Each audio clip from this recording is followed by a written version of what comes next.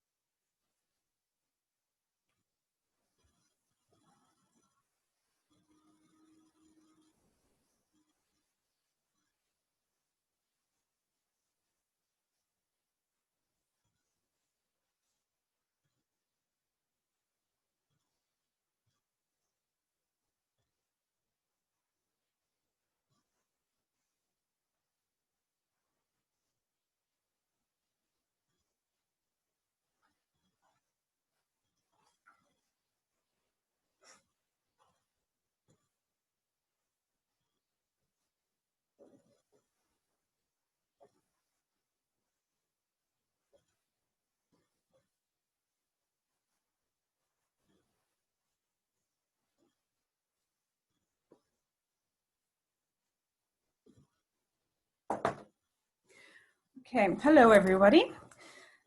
Welcome to our webinar on this beautiful day. I hope everyone's well in these strange times. So first of all, just a little bit of housekeeping.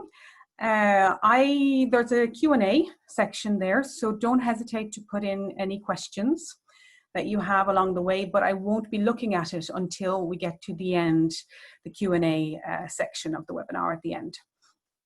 Okay, so our topic of today, empower and engage your learners online.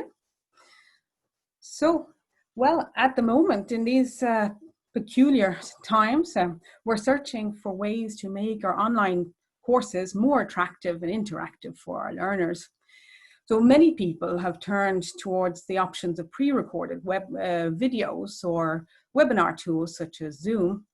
But as Foil Arms and Hogs sketch highlighted, webinars tend not to work quite as well when you need interaction from participants. So today we're going to look at promoting engagement from learners and providing them with the right tools for the job. Tools that you already have at your disposal if you have a Moodle Workplace, or a Tutara platform. Okay, so before we get into that, we'll do a brief introduction of myself and the company. So this is me, Deborah Quaidelo, an e-learning consultant at Enovation. So my background is originally an engineering degree, and then life sort of moved on towards teaching, and then the two elements merged with online learning, all of the technical side of teaching, as well as developing courses and helping you out the whole way along, whatever your needs are, even if it's just to get a bit of brainstorming for inspiration. Okay, so our solutions here. So we are ISO 27001 certified, meaning that all of your data is perfectly secure with us. We work with open source platforms, so with the famous Moodle, the educational LMS, and we've got Moodle Workplace as well, which is it helps you to organize your learning. You can have multi-tenancy in that, and you can have organizational structure, custom reports, and dynamic rules, so everything can be automated. So it's the follow-on from Moodle. Tutara, we are a platinum partner with Tutara, and that is the enterprise version of the LMS, split off from Moodle several years ago. And so that is a very strong, robust platform with various types of reporting and organizational structure and whatnot. And Aura Talent is a talent management solution and succession planning. So very good for helping your employees to improve and develop their careers, which can only be good for any company. Okay, so our services, we do consulting, of course, content creation, content development. So And programming development. So if there's any customization that you need, we can do whatever it is. Training, of course, hosting, and all throughout that, support. So a full 360 of your e-learning needs, whatever domain that you are in. Our offices here in Ireland, of course, and we have offices in France, Poland, and the United States as well. And there we've got a few of our customers aligning the bottom of the page. So now, in order to empower and engage your learners, we will look at universal design for learning. The 3 key principles of UDL are to offer multiple means of representation, multiple means of expression, and multiple means of engagement. Okay, so what this means is that we will be looking at mobile first design, or, well, more precisely mobile friendly in the case that we will be looking at. So it means that you don't have too many images, and you don't have, bulk text, because that just means scrolling and scrolling, not very easy to read on a mobile. The format should be nice and clear. Topics format would be the main, and also it should be possible to access as much as possible offline, so in cases of bad internet connection. So that's possible to do with the lesson activity and with the quiz activity, so long as you have deferred feedback, meaning that they complete the quiz, then submit, and then get feedback on it. So because you can do your work and then it synchronizes. And the same with a lot of other activities like assignment. You can check what you need to do, and then you can just connect to upload your assignment, for example. So we will also be looking at, therefore, differentiation. That's where the teacher designs the course to suit different learners and their learning needs. Some people prefer submitting their learning by file. Some like to type online text. There's some people are more tech savvy than others. So if you provide different options, then you're catering for everybody. Then you've got personalization. And in this, it's the learner themselves that has control over what they choose to do, how they choose to their learning path. Okay, and then we will be looking at active engagement. So active engagement is things like the assignment activity, forums, lesson, quiz, and H5P. H5P, great for a bit of gamification. And so all of these are where the learner can interact and they engage with the course by submitting an assignment, by posting to the forum, etc. And then creative engagement. This is one that we don't use quite as much, where we could. So we'll be looking in particular at the wiki today. And with a wiki, it's like, Wikipedia, anybody can edit a page on a wiki, and so it can be used for collaborative activities. You can also have individual wikis, but this is particularly good for group activities where in a normal situation, face-to-face, you might have people working in a group on a little project, or, they'd have to interact with each other. So the database is another one where the learners can participate actively in how the course is developed. So if you have different websites that you need to research or documentation, depending on your area, the learners can add to the database and add documents that they have found in their research, or websites that are useful, this sort of thing. So We are now going to go into our platform and take a look at a course. Now I'm going to go in as a learner. This learner has been in the course but hasn't done very much in it. So we're going to go through it step by step. So first of all, we have blocks at the side to show that we're interacting with our learners. We have the latest announcements. That's from the welcome forum here. The announcement was posted there for all of the learners. And when an announcement is posted here, then an email is automatically sent out to all of the learners. So we have no excuses if information needs to be transferred to people. And then you have any dates that are set for assignment activities or quizzes or anything else. They will be put up into upcoming activities. So now if we go through personal presentation, let's have a look here. Now we can see that it's an assignment activity that we're using. It's a speaking exercise. I've chosen the example of kind of, it's a beginner level English learning. It's just for demo purposes, so you might find the questions a bit hard for a beginner learner, but it's just examples. So here we have nice clear instructions. So if somebody wants to do the this text to speech, then they can read this out. It will speak it out for them, and they will have clear instructions. Not too much, just enough.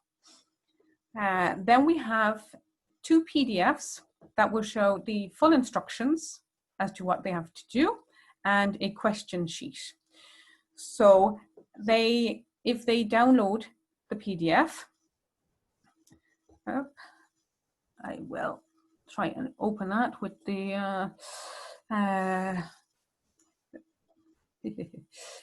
I've got the Zoom buttons in the way. So here we have our speaking exercise. So you can see PDF with exactly what needs to be done, information, nice and clear. But somebody on a mobile, some people on my own phone, I can download PDFs, no problem, but on other phones, it's not quite as easy. So I've provided an alternative for those who cannot view PDFs quite as easily. Now, for the submission of this activity, I can see that I have the option of typing online text, or I can submit a file. So I can record the audio because it's a speaking exercise, because audio is preferred. But if it's not possible, then you can type your box into, you can type your conversation into the box. So we're providing the learners with alternatives. Now, if I click back out to the course, I can see I have a second speaking exercise there. This is just the instructions and the questions. So this is in a page resource, the same information that was on that PDF. And then the second PDF was the question types. So this is to the topics to ask questions about, and that's been added there as well. So a learner can just view that page instead of downloading the PDFs.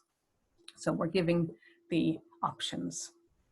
And we see I've gone in to that element. So now we've got a nice little green tick there, and we can see progress there of 50% complete for this section.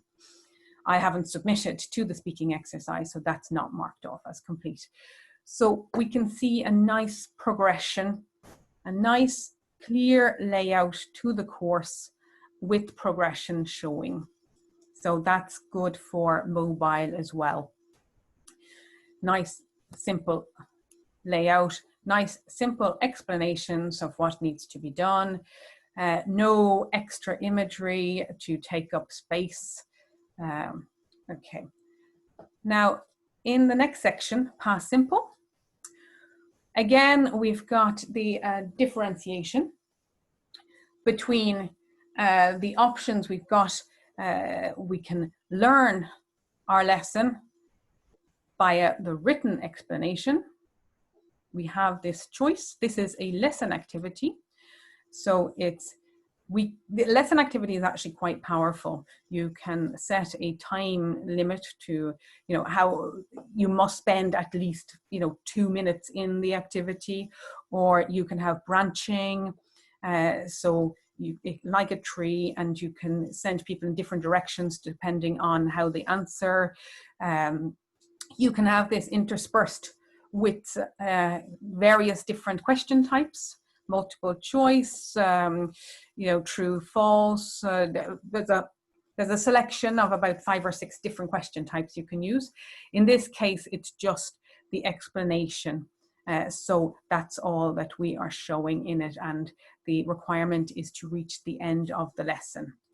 And that's what we are doing here. Well done, we get as feedback, and we're marked as having completed that. Okay, so we have the choice. We can do the video or the written, depending on what suits us best. So we've got a video that plays here.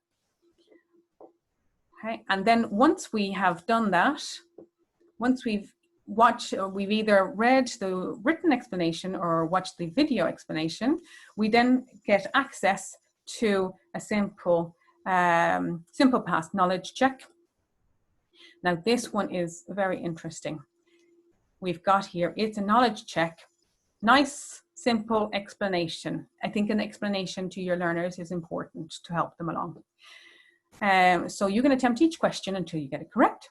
After each attempt, you can check your answer and seed feedback and hints to help you improve. So we have got 2 questions. Nice small little example quiz. 2 questions that appear randomly from a database of questions. I got up early today and, okay, lost. Check my answer. No, lost is the past tense of the verb lose. Your answer is incorrect. And my hint is a very common irregular verb. Okay, and try again. Okay, I'm going to choose slept.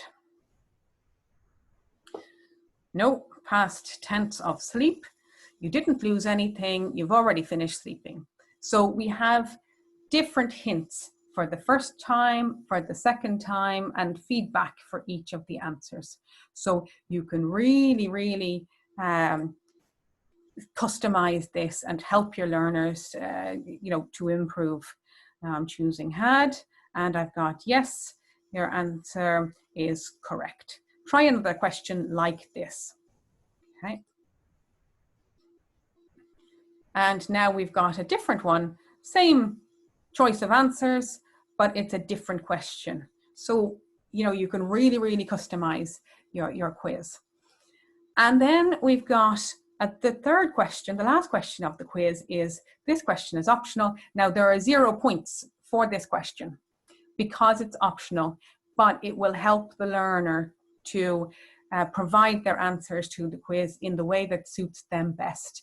And the teacher can come along and can manually grade this, because if they answer this question instead of the others, they will get, instead of getting 5 or 10 marks, they'll get 0 because there are no marks for this one.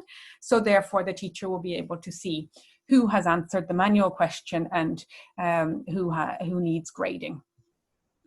So here we've got, if you prefer to answer this knowledge check by recording audio or typing free text, please do so here. So it says to pick 3 words from the list and type 3 sentences.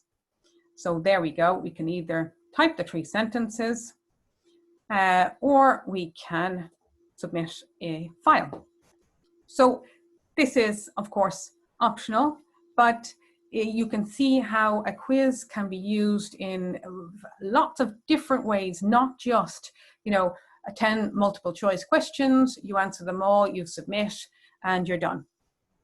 There's so much more that you can do with the quiz. Okay, now you see there at the bottom, of course, when you're done, you can go to the previous exercise, go to the next exercise, or from the drop down, you can choose where you want to go to. So you've got ease of navigation there as well. Now I'm going to click back to the main course page. Okay, now as I'm going through this, I should have said at the beginning, as I'm going through this, it would be great if you could think about your own learning and how your own courses could be adapted and improved to have them have more personalization and interaction in them. So because of course you can in the Q&A you might have some questions that pop into your head based on that, but also at any time you can always get in touch if you have exercises that you would like to be able to convert to a different, more engaging format. You can always get in touch. Okay, so there's our knowledge check, not marked as complete because I didn't submit to it. And then we've got the next section is group project. Now this is where we get the creative engagement. Okay, so we've had the active engagement with the assignment, we've had the active engagement with the lesson. Well, not in this case, the lesson here we used as just information, but it can have knowledge checks in it and it can have branching. So we have all of those possibilities, but we've got active engagement from the quiz as well. We are now going to look at, therefore, creative engagement with a wiki. So with a wiki, the learners can create several pages. They can create as many pages as they want. Here we've got the links have been created. You basically put your word between 2 square brackets, one side, 2 square brackets, the other side, and it'll create a link. In this case, when I click on it, that will activate, it'll trigger the creation of the page. These two have just, the links have been created, but not the pages. These two, the pages have been created. It's actually quite straightforward. And there's a little explanation for the learners as well for that anyway. So this is the group project. The learners have been separated into groups. So they don't actually, in this case, see the learners in any other group. They go straight into their own. This is designing a summer camp using a wiki. You must all participate. Add your ideas, words, images, links, and you can add and edit pages and to describe the overall theme of the camp, location, activities, target audience, etc. So this is kind of the group brainstorming work that we see here. Okay, and we can see, like, if this here, it was a different learner that added that. I can edit the page. Click there. This, I mean, as a learner, and we have this same editor that the learners will see everywhere. So we can see here, these are how the links are made, and by clicking on this icon, it will show us as well how to do that. So I'm going to add in, so good idea, maybe not survival,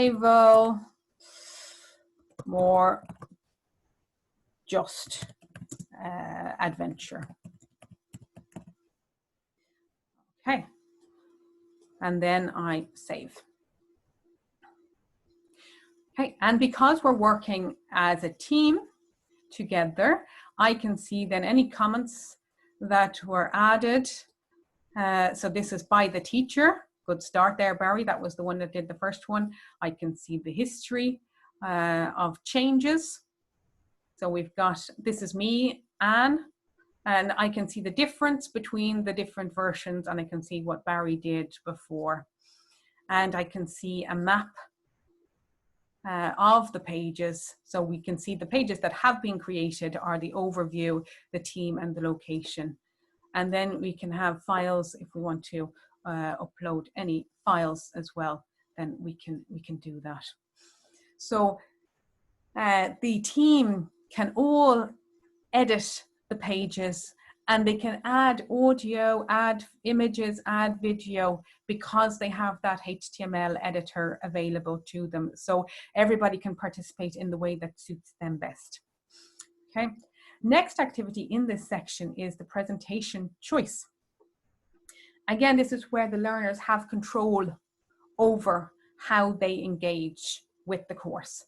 So the learners will choose which they're going to do a presentation, and they will choose which section of the presentation on their summer camp they will talk about. So there's one person that can present each section. That's been limited. It doesn't have to be. Barry has chosen to talk about activities. So I'm going to choose to talk about the target audience and advertising.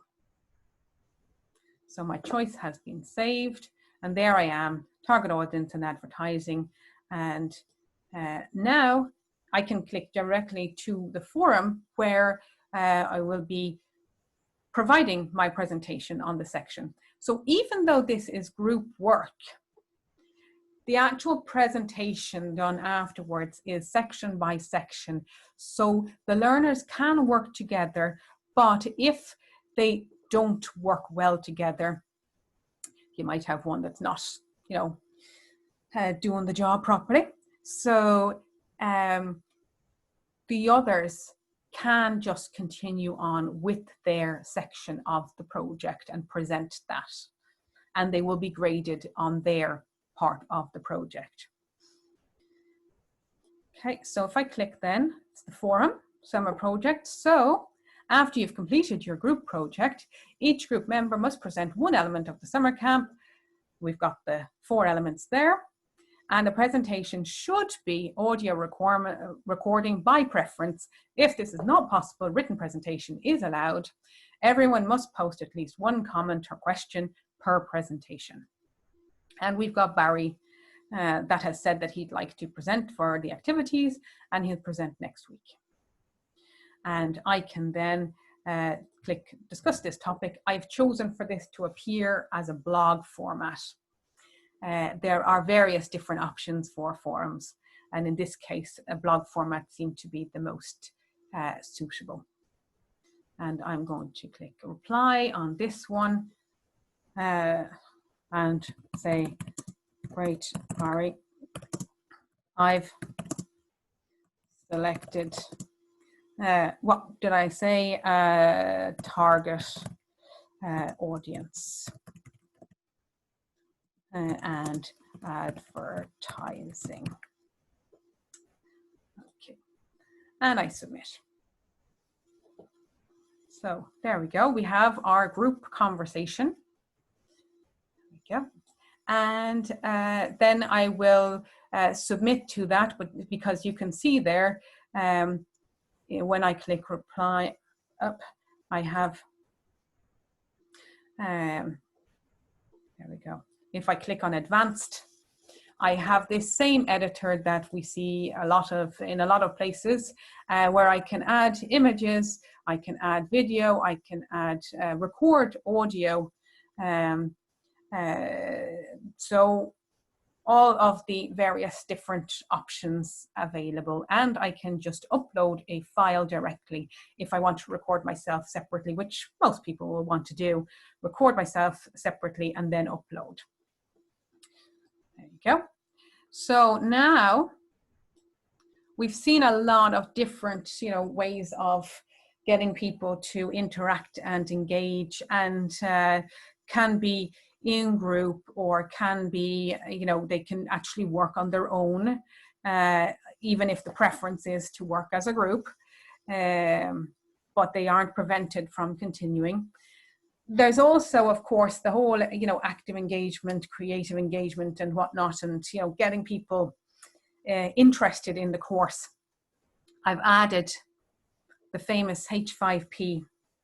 So we've got 2 here, H5P elements. Now, this may not be the ideal. It does work, of course, on mobile, but if you've got a weak internet connection, it should still work, no problem, but you might want to have a more just simple text version of these as well. But this is great for just a bit of, gamification, livening up the course.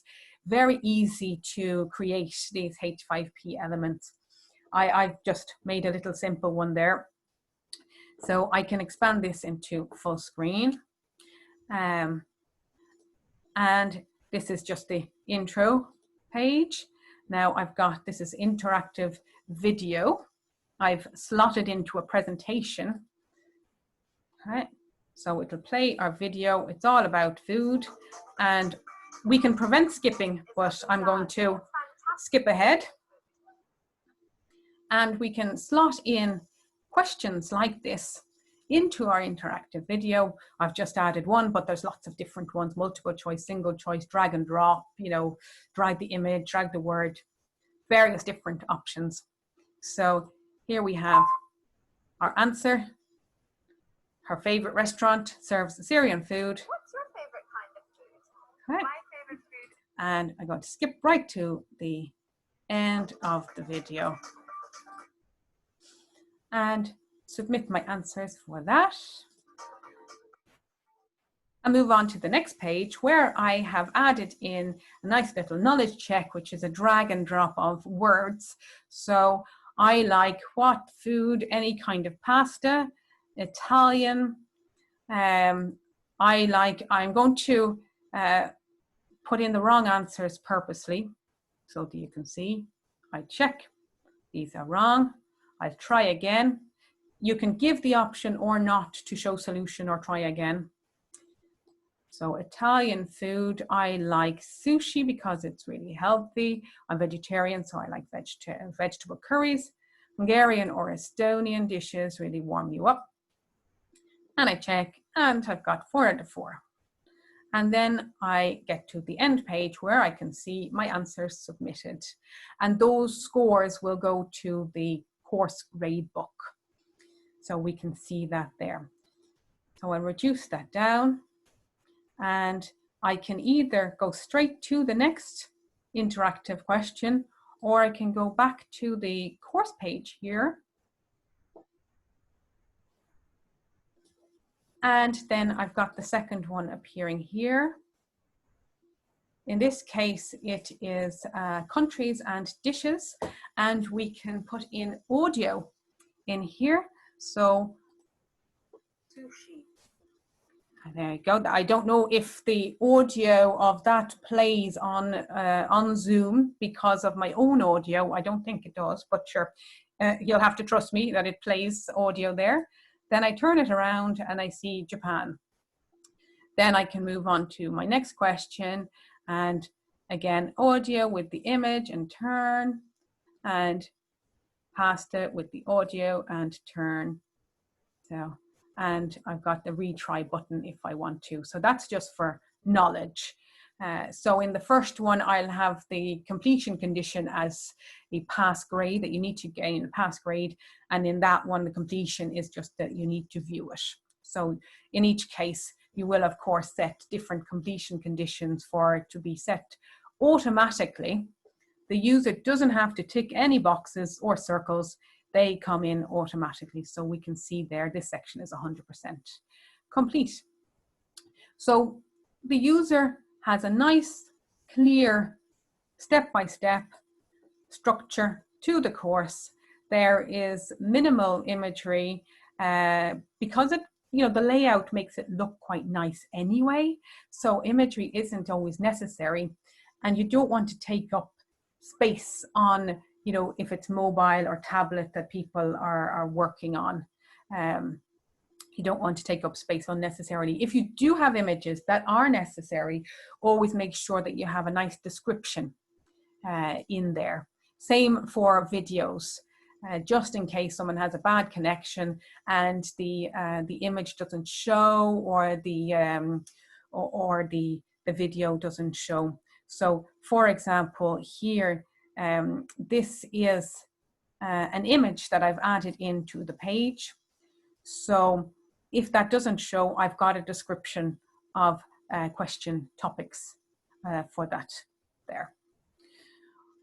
Okay, so we have actually gone through everything in this course. So you can see that in each case, it's we're looking mainly at, you know, mobile friendly rather than mobile first. Mobile first means it's designed specifically for mobile. That's what's thought about first, and then, you know, perhaps adapted to web.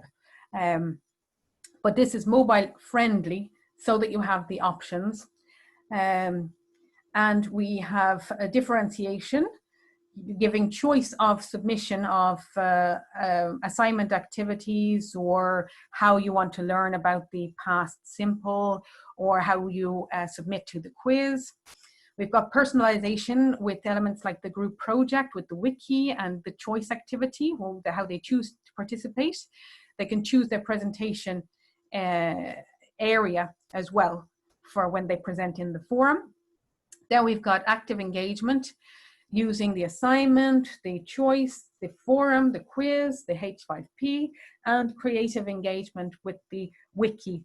And as I say, I haven't demonstrated that, but it's also possible with the database, with a glossary, or with the workshop activity to have creative engagement too. So if we go back now to our presentation, and I've got, this is the Q&A section now. So if you have any questions, so you can pop them into the question and answer section there. So I've got a question of, is the system compatible with HR SAP systems, HR SAP systems? Online course.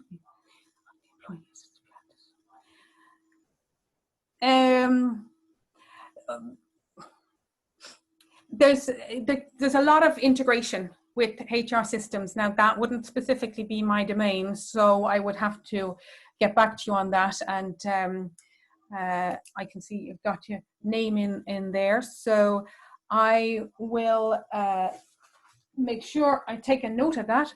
We do have integrations with HR systems on using Moodle, this is Moodle Workplace we were just looking at. That's what that look and feel was, Moodle Workplace, and with, of course, Tatara as well. So it would be possible. I'm going to say 99%. I'm sure that it would be possible, but each HR system is different. But based on previous integrations, the answer is yes. Creative writing course, in-class writing activities. Best place for these writing exercises, real time, or are we talking about asynchronous teaching? Real time, there's a chat activity that can be used. I don't think it would be, I'm not sure that it would be suitable for creative writing, the chat activity, but you can have, schedule a forum. You can schedule a forum, say that it is at a specific time and everybody can communicate together there. You can have the forum set as, there's various different versions. So there's the single topic that can be discussed, and all responses are on that one topic. So rather than being able to start new topics, new discussions, and you can have that blog-like format. There's also, I have done created writing exercises using the quiz, because with the quiz you can present, your question text can be as large as you want it to be. You can put video, you can put anything in there, and then you have that open essay question where people would put their answers in. That's actually been used for translation purposes. So various different options for that, definitely.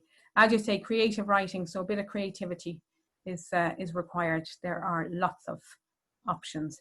You'd be talking more about asynchronous for the most part, because that's what we're looking at rather than webinar, because that would be, of course, real time. But you can schedule activities, say at this date time, attend. There's also the face-to-face sign-up that can be used for people to sign up for those sessions, and they see that in their calendar. Pros and cons of quiz questions on one page as you scroll down. Yes, you can, when you're editing the quiz, you can change where you want the page breaks to be. So you can have, say, 3 questions on one page, and then you can have another 3 on another page. I've done quizzes before where they were audio questions. So I would have the audio embedded at the top of the page, first question, and then have, say, 5 questions that would appear on the page because they're all based on that audio. And then I'd have a page break, and then the next audio embedded, and the questions based on that. So it's up to the specific instance, what your needs are. You wouldn't want hundreds of questions on the one page and scrolling down. Just for ease of navigation, I would say maybe 20 questions is definitely plenty to have on one page. And resize your images before you upload them as well, because you can choose the size you want it to appear on the page. But if you upload a huge image and then say with 500 pixels, it's still going to be a huge image that you've just uploaded that needs to be, loaded onto the page. So resize the image to smaller before you upload. What use for the video quiz? Are those options available in Norman Moodle? The video quiz, the interactive video, that was H5P. And it is a plugin, but in the more recent websites for Moodle and all of the other platforms, with Enovation, we install it by default. So it's not a Moodle default, but it is in an Enovation default, we'll say. In the more recent versions of Moodle and the others, there is a H5P button in the editor. So that can be done. But video can be embedded in any activity in Moodle. And the lesson is a good one for having the video embedded, and then on the next page you can have your questions. That is part of Moodle default. Moodle H5P questions developed and updated. That there is actually a webinar on YouTube, on the Enovation.ie YouTube channel, and it was actually done about 1.5 years ago, but it still completely applies now, and it shows you exactly how that's done, how you create presentations using the presentation and the interactive video, and I think a couple of others, but those are the main ones anyway. So if you take a look at that webinar, you'll see all of that.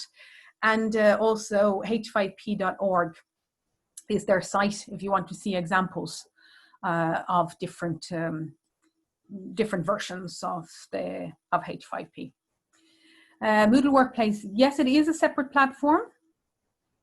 It has multi-tenancy, but you don't need to use that.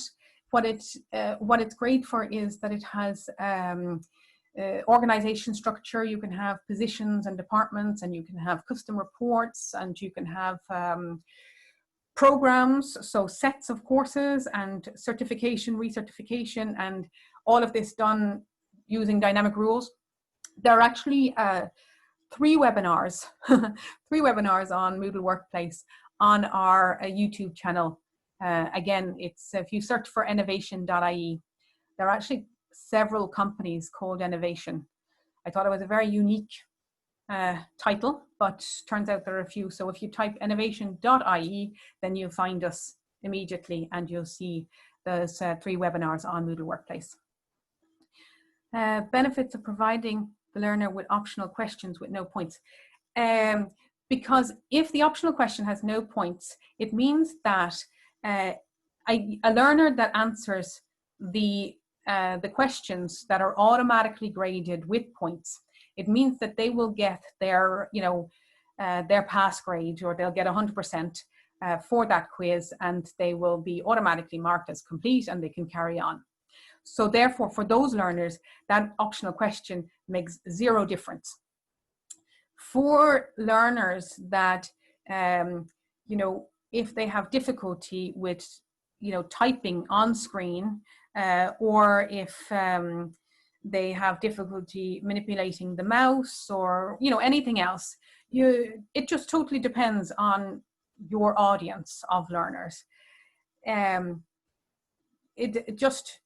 Everybody has their different styles of learning, or for learners that might have disabilities, then you have that optional question where they can just, upload, they can record themselves speaking rather than having to type, and they can just upload the file with their answers there. I know my son, he has difficulty with answering direct questions, but if you ask him to describe something, he will be able to tell you everything about it. But when it comes to specific questions, this is the question, this is the answer, he can't. So he was asked the name of a thermometer in school, and he wrote the thing with mercury that measures temperature, but he couldn't say thermometer. So that's people that would benefit from that optional question. And then the teacher can see, can manually grade those people only, not everybody. They wouldn't have to go in for everybody, just check those individuals.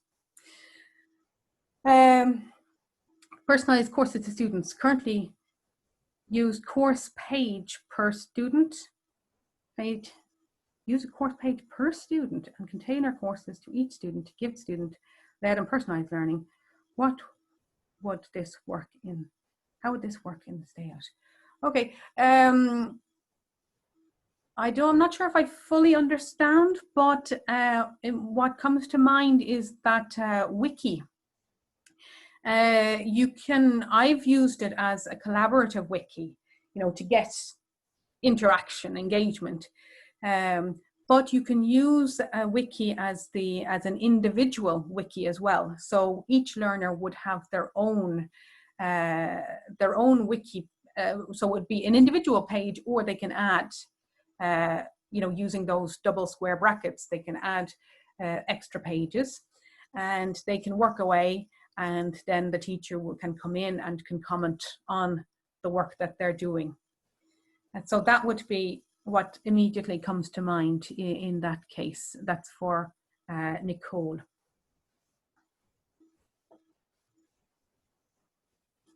And also, depending on the number of students you have, you can restrict. I restricted there just the quiz. They had to either go through the written explanation or the video explanation to gain access to the quiz. But so that was like access restriction based on activity completion. But you can have access restriction based on date, first of all, for the, talking about the forum, for the creative writing, or you can have access restriction based on user profile. So you can have separate activities per learner, or you could have separate groups. What I set up there, you can have separate groups, but you could have groups with one learner in each group as well. So you can have activities that are completely separated by user. Various different options. Real individual separation like that group by group with one person in would only work with small courses, but an individual wiki would definitely work in this case there. So as I say, if you need to get in touch, even if it's just like this, you know, to kind of brainstorm out ideas of how your course can be adapted. I mean, there are many different options that you can have, and you know, in the quiz, for example, there are what is it, 6, I think it is, different versions of the quiz, like adaptable with multiple tries, interactive with feedback, deferred feedback, and you can set the quiz in the absolute opposite to what I've just done.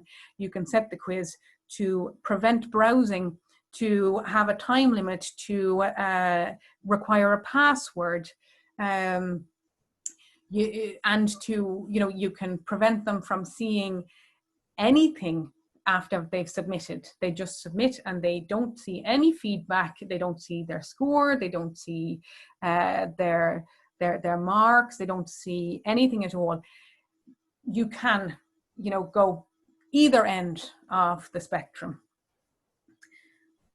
And that's just the quiz. So you can just imagine how all of the other activities can be adapted as well to suit your needs.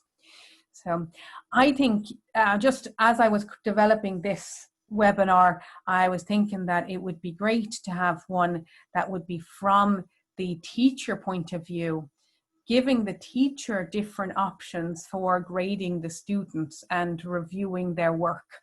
So that would, I think, be fantastic to see as well.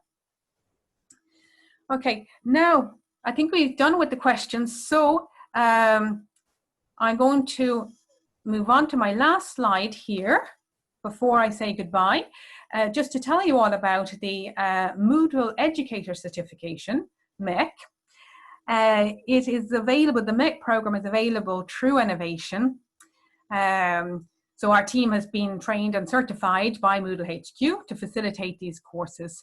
And there are 6 sections, 6 courses that explore different areas, different competencies to do with Moodle and how you approach it as an educator. So I've got the URL there if you want to find out more about that, you know, getting a certificate as a Moodle educator. There's the URL, enovation.ie/MEC-Moodle. So if you would like to find out more about that.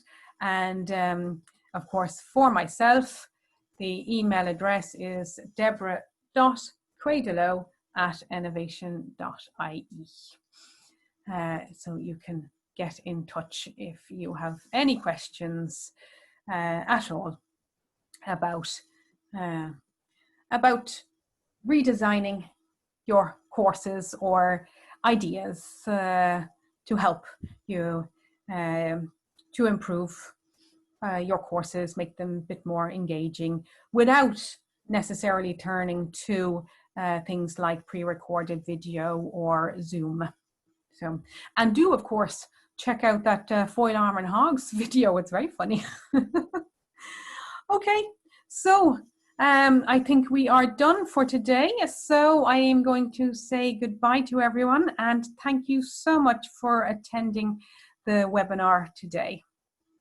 Okay, goodbye all.